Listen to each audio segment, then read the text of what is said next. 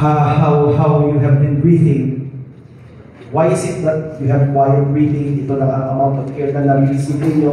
Kahit hindi naman kayo huminga ng malalim, meron pa rin kayo nahihinga at sapat pa rin na ibigay ng hangin na pinili ng katawan ninyo. Okay? This is where the lung volumes and capacities come into play. So, just for a brief review, I think I have it there. No? But the diagram is the most important. Whether you like it or not, this is a must condition. Yeah. Remember that we have 4 volumes and 4 capacities. Let's go first with the lung volumes. Pag sinabing lung volume, we have what we call the quiet breathing from inspiration to expiration. Yung hindi nyo pinapakailan yung paghinga. Basta humihinga na kayo, or yung pagtulog. We call that your tidal volume. PD, VT, whichever you want to call it, it's over here. So from here to here, we call that your tidal volume. Okay? We also have what we call your inspiratory reserve volume, which is this point. Here. So at the end of inspiration, at the end of inspiration, yung meron ka pang kayang ihinga na malalim, that is your inspiratory reserve volume. Diba? You breathe in, out. Normally. You inhale normally, but you feel that you can breathe some more. That is your inspiratory reserve volume. Okay? Imagine nyo na. Sigurado ako mamaya sa quiz magkakanyan-ganyan kayo. Magkakanyan-ganyan naman na yan. Kung meron naman sa inspiratory reserve volume, we also have what we call the expiratory reserve volume, which is noted for this. Which is represented by this portion here.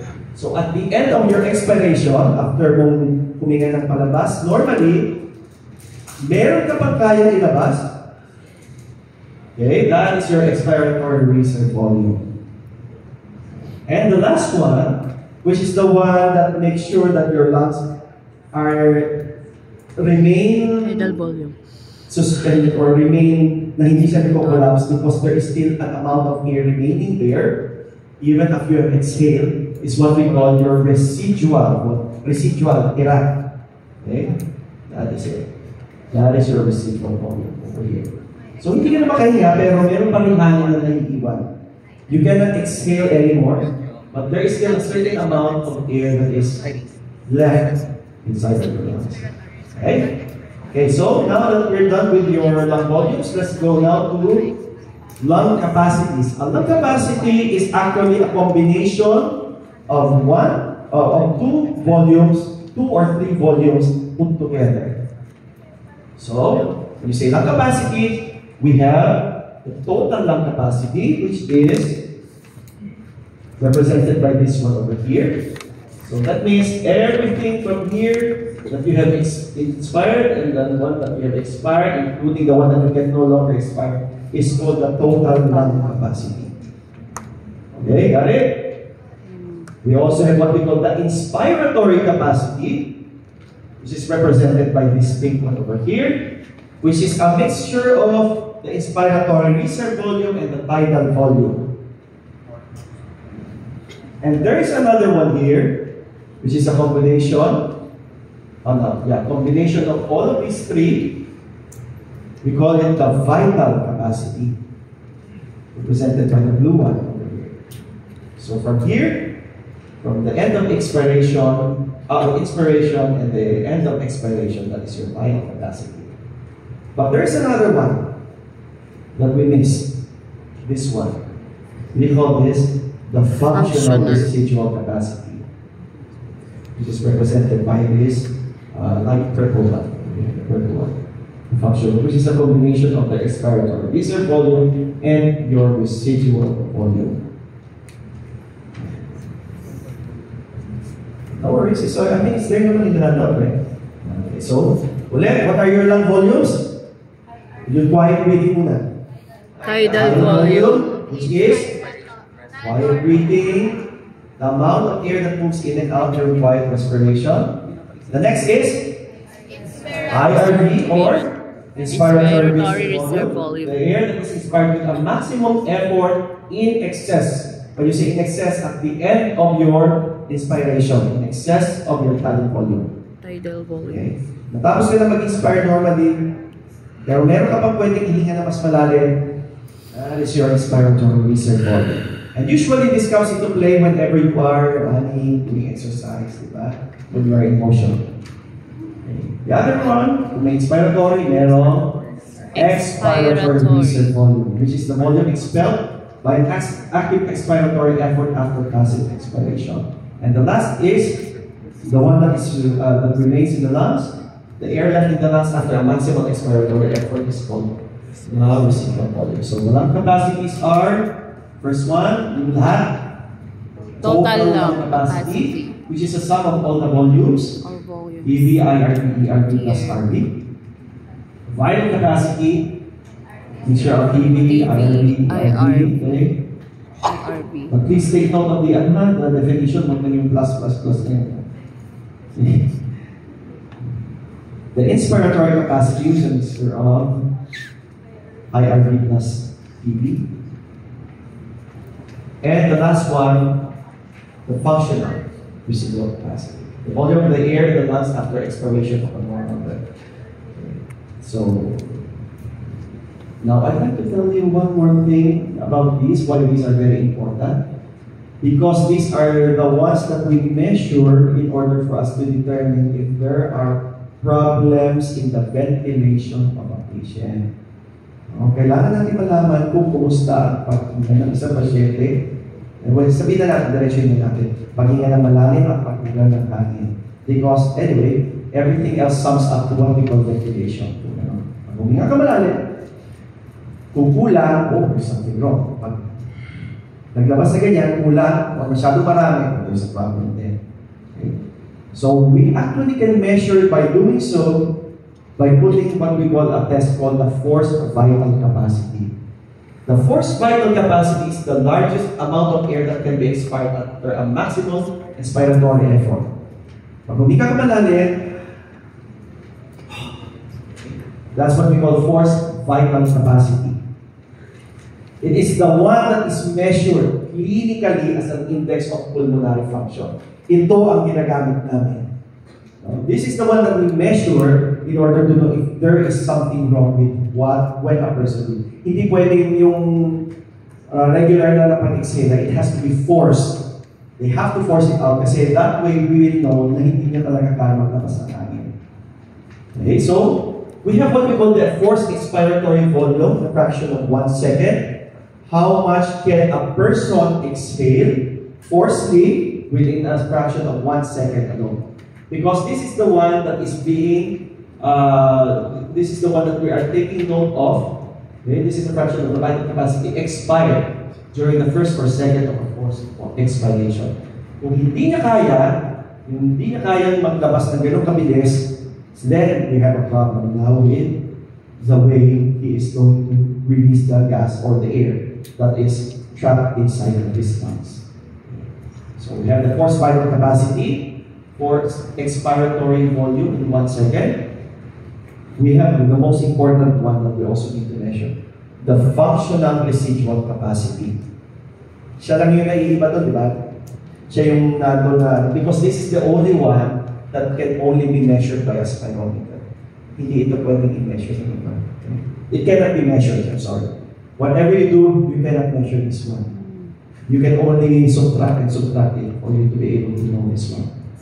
The volume of air that remains in the lungs at the end of each normal expiration. You want to know how many or how much air is left whenever a person exhales. Pag nag-exhale ka, how many more has been, how much air has been remains inside of it. Well, if you want to really measure it, you can use the helium diffusion method. You can use it indirectly. And this is the formula for it. You don't need to memorize it.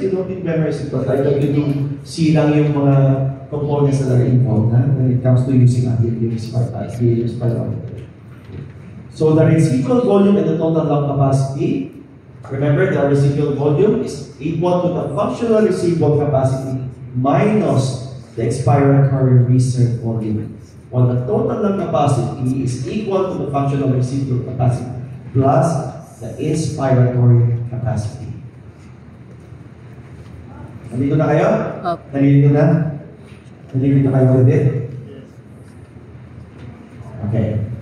Let's see if I can find a better way to understand this one. Just look at the diagram if you were able to take a picture of this one.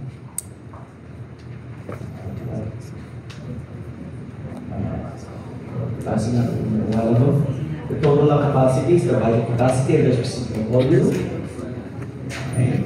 On the vital capacity, we sum up with the inspiratory research value volume and the expiratory volume. Any more questions with the capacity? Okay. I'd like to give mention also this is good to know, not nice to know, it's good to know about the minute respiratory volume, because the minute respiratory volume is the total amount of new air entering and leaving the nose or the mouth per minute. So it equals to the final volume times the respiratory rate. So kung humihinga ka na ganyan, i-multiply mo siya with the respiratory rate, that's the minute respiratory volume. Anyways, the thing that I want you to remember here now is the total amount of new air which is entering and leaving the nose of the mouth per minute. And it is equal to the final volume times the respiratory rate. Okay, yun lang naman. Good to know ito. Hindi ito nice, hindi ito must know. Alam niyo na yan, pag sinabing must know, kailangan tandaan nyo. Good to know, around siguro mga 60% you should know it, but you just forget it sometimes, it's okay. But when you say nice to know, ito yung mga talagang pati yung mga smallest detail, inaalam nila kahit hindi naman kailangan. Mga henyo na yun. Okay. The reason why we have to learn these capacities and lung volumes is because we have to determine two different ventilatory patterns when it comes to pulmonary ventilation. It's actually called obstructive versus that of restrictive ventilatory pattern. Okay? When you say obstructive ventilatory pattern, there is a reduction in the airflow, difficulty in expiration. Ang paglabas ng hangin pag sinabing obstructive. Okay? And the air remains inside the lung after full expiration. Maraming hangin pa rin natira sa loob ng lungs natin. Kaya yung mga may asthma dyan, di ba sinasabi, bakit parang sasabog yata yung tip-tip ko, pulong-pulong ng hangin? Kasi, because when you breathe, tuloy-tuloy pa rin ang pagpasok ng hangin, hindi yung kaya nilabas na. That's what you call obstruction. And some of these diseases are COPD or chronic obstructive pulmonary disease, asthma, bronchiectasis. Okay? Take your pictures if you want to. Nice. Okay, sige. I think we're almost done here. Okay. Also, take note of restricted ventilatory patterns. This is the difference naman yan, instead of reduction of airflow, is a reduction in lung volume. The capacity of the lungs to receive the air that we breathe. So it's more of difficulty in inspiration. Okay? So ang nangyayari, huminga ka nga, hindi nag-expand. So think of conditions which will enable the lungs not to expand or the lungs not to be able to receive enough air. This is because due to the stiffness inside the lung tissue or the thoracic cavity, such as that of interstitial lung diseases, mga fibrosis, scoliosis, okay? Neuromuscular cause, of neuromuscular causes, kung ano meron, Cushing's type, muscular dystrophy, or diba, napansin nyo yung mga matataba, hindi masyadong, yun na ba sorry, napansin nyo parang hindi sila makain ng maayos kasi matataba sila. So just to show you, later we will be showing you all the topics by all. This is what we measure. Mamaya isasangkot sa atin ni Jude. I'd like to introduce to you this flow volume loop. Okay? Ganito dapat. Whenever we do the spirometry, itong makikita natin. Whenever we inhale, yan. And then we exhale, yun. because this is actually total, the entire volume that you inhale is actually the entire vital capacity. In obstructive pattern, ganito makikita nyo. Mababa lang yung flow, hindi kayang mag-exhale, so iyan lang ang kaya niya. But it can still inhale, but only for a very small portion of it. In a restrictive pattern, ito naman ang itsura niya. Kaya, pero konti lang. So you take note of it, the volume has been decreased. Okay.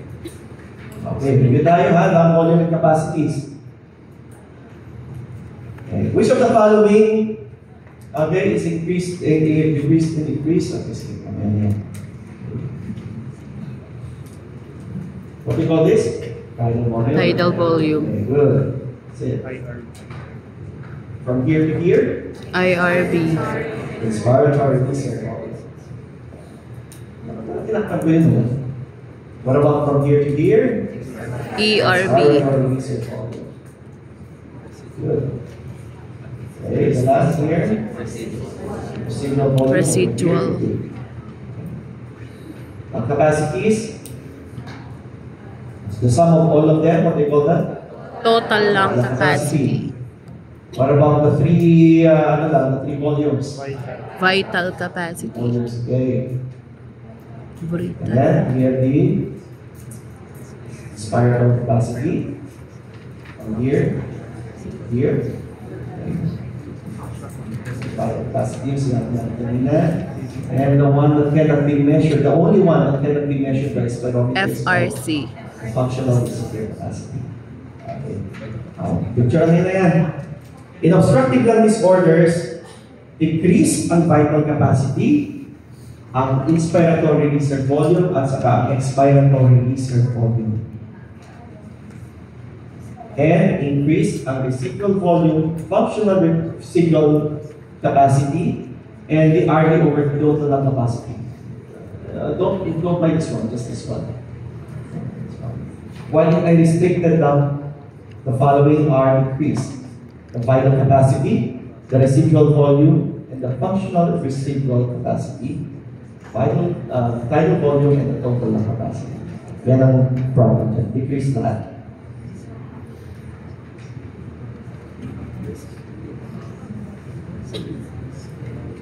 Kami naman pa FRC dito, no? Functional residual capacity. Decrease the volume. Okay? Okay na kayo? Yung picture nyo na? Take a picture nyo. Ala, Diyos ko, dami pa. Okay, the last part of each expiration remains in the conducting airway. Sometimes it isn't expelled. We call that alveolar ventilation. Pag umabot na yung hangin doon sa may alveolar area, okay, the alveolar ducts, respiratory bronchioles, this is less than a minute volume because the last part of each expiration remains in the conducting airways and does not reach the alveolar. This is actually not good to know. Hanapin ko naman yung mga mas know natin. This is very important. Okay. Please take note again. I already showed this to you a while ago. The first 16 generations are called, what we call this, the conducting zone. So in other words, conducting lang. Walang nangyayaring gas exchange yan. Kumbaga dumadaan lang sila. Okay? And this constitutes now what we call the anatomic dead space. Okay? Verse 16, once over there. The alveoli will now start to appear dito sa 17 going to 23. Okay, so alveoli starts to appear in the 17 to 19 in the respiratory bronchioles, and they now constitute the transitional and respiratory zones. From 20 to 22, yan na yung, they are the ones that are really lined with alveoli na. Itong tawag na dito ngayon, ang tawag dyan are respiratory zones. Ang respiratory zones, the one that have the alveolar ducts, alveolar sacs, sila kasi ang merong exchange of gases na nangyayari. Nagpapalitan na. Dito, wala pang nangyayari kasi dumadaan pa lang ang hangin. Pagdating dito, kailangan meron ng exchange of gases na nangyayari. So let's talk about dead space. Ano ang called dead space? When you say dead space, okay, the respiratory passage where there is no gas exchange is what we call the dead space air. which includes the nose, pharynx, and the trachea. So, pre-inspiration, ganyan pa lang. This just illustrates the atomic dead space. If a subject inspires 500 ml of test gas, for example, by the end of inspiration, only 350 will reach the alveoli. So, yung mga naiwan 150, so that is what we call now your anatomic dead space. Because neither of these gases that have been moving towards the lungs has been used to as gas exchange. Okay. So any respiratory cycle, not at the time of volume, which is the alveoli, because that's part of each inspiration, and each expiration remains within the dead space. So this is just the formula over here: the total volume, the dead space volume, and the volume of gas entering and leaving the alveoli. So thus, if we put it together in this equation, if a person with an atomic dead space of 150 ml has a total volume of 500 ml, then only 350 ml of the gas leaves the alveoli every time he breathes. Okay. For example, hindi nga ang isang tao na 420, 4,200. Okay? Over that, ito yung magiging labas niya. So, huminga pa na 600 ml. 6,000, sorry. So, ang nangyayari dyan, ang may iwan with the atomic dead space is with this. These are the ones that are going to be brought about doon sa physiologic dead space na kung saan humihinga. Nagkakaroon ng gas exchange. So, review again. What is that atomic dead space? The volume. This is the volume of the conducting airways. And the normal value is usually 150 ml. And increases with large expirations due to the pull of bronchitis. It depends on the size and the posture of the subject and can be measured using the Fowler's method. Good to know. This is good to know also. Okay, but I have to take note of this. The alveolar dead space naman. This is the volume of gas that enters the unperfused alveoli per breath. Huminga, umabot ka sa alveoli, pero no gas exchange occurred. That's what we call the alveolar dead space. It is ventilated But not perfused. Importante yun, ha? When you say perfused, can the gas or the gas that has been inhaled be transferred towards doon sa blood of the person, to sa capillary network? Okay? So, ang nangyari lang, na-ventilate pero hindi pumasok, that's perfusion. So, a person who has pneumonia, ganyan, mas bumababa ang kanya. Tumataas ang perfusion. Hindi siya, bumababa pala, hindi siya na-perfuse lalo. So, minsan, iba yung sa mga, how many of you here had COVID? Sino sa inyo na COVID? Naka-ano ba kayo? Have you tried checking yung pulse oximeter? Check yung oxygenation nyo. Diba? Mas marami na ito, alveolar dead space din. Kung bumababa ang oxygen saturation. Okay. So, no gas exchange, another form of wasted ventilation of the lungs. So, sayang lang yan. Pumasok, pero hindi nagamit. There is no gas exchange that occurred within the alveoli. Okay. It's more of physiologic rather than anatomic reasons. And the last one is the physiologic dead space. Physiologic dead space is the total dead space plus the alveolar dead space. So yung conducting airways natin plus yung hindi nagamit ng alveolar natin na gas, okay, is the what we call the physiologic dead space, and it's measured using the Bohr's method. Then this volume of gas that does not eliminate carbon dioxide. And this is almost the same as that of the anatomic dead space, but it's mainly increased in many lung diseases. Kung ang isang tao ay napakaraming sakit na hindi maganda ang perfusion, but ventilation is good, then it adds now towards that of the anatomic dead space as well. Tumalaki yung dead space. Okay, good to know lang ito. Almost good to know. Okay. We have what we call the regional differences in ventilation. The mid zone is always as an only ventilation over here. While yung sa upper zones, ang ventilate, it's well ventilated. Siyempre, yun yung bago eh. Diba? Yun yung unang-unang natatamaan, yung nadadaanan. So it's more ventilated at that point. Yeah, just nice to know, not good to know. Okay. I'd like you to read on that. The physiology. Meron nakalagay dyan sa baba yan. How are you going to go about the reflex? So, usually, kapag huminga ka malalim, bakit kung naupo kayo, anong mangyayari kung humihinga muna kayo, di ba? Around 2.5 liters of air is inspired, and then what will happen? The vestibular or the vocal folds close, itatrap niya yung inspired air in the lungs, and then what happens is, the abdominal muscles will start to contract with force, the abdominal organs up against the diaphragm. So, pressure builds up here, naka-close ang inyong vocal cords, and then after that, the pressure in the lungs increases also as well. There is a sudden opening in the vestibular and the vocal folds. Ang lalabas, go-open. But it just so happened that there's already too much force intra-abdominal and your extrathoracic pressure. Ang nangyayari dyan, it opens, so it tries to expel whatever was inside. So what happens? The soft palate is elevated, the air rushes from the lungs and out of the oral cavity at a high velocity, and together with that, the foreign body is expelled with it. That's the reason why we cough.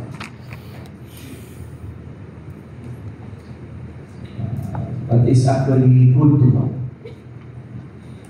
Okay, so the mechanism of cough reflex is okay, I guess that's my last slide. Any questions with regards to ventilation?